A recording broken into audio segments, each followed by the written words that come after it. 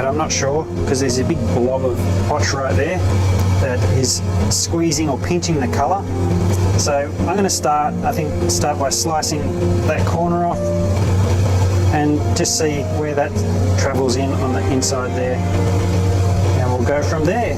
Let's get on the wheel. Slice up.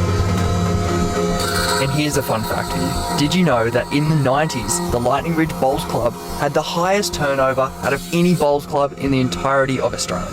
And this was due purely to the amount of opal coming out of the ground. And this is because miners that had nothing to their name would find a patch and all of a sudden they were millionaires.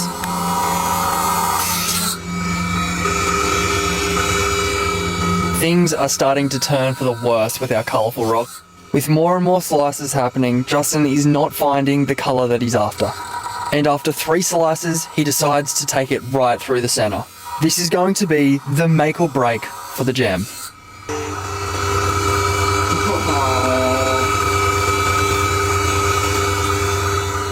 So we've sliced right through the middle of this piece, thinking that there'll be colour here and then colour here going in. And and I've also taken edges everywhere off the sides. I sliced pieces away. And while there's some nice colour around, we've got a really pretty butterfly pattern on the inside. But it's very, very wishy-washy.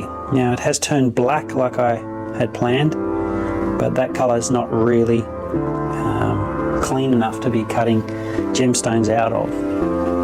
I think you should just polish them up as they are and make them into earrings. One big heavy set of earrings.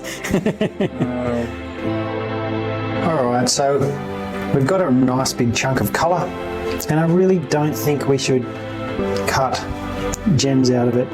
I think we should leave this as a really pretty specimen and polish it on all sides, and it can be just a gorgeous example of seam opal from Lightning Ridge. Let's start smoothing it.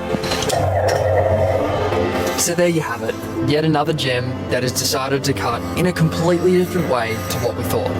There still is the chance that there's a beautiful looking gem somewhere in these 2 pieces, but the risk to reward just doesn't seem worth it to cut open these stones to find some little gems.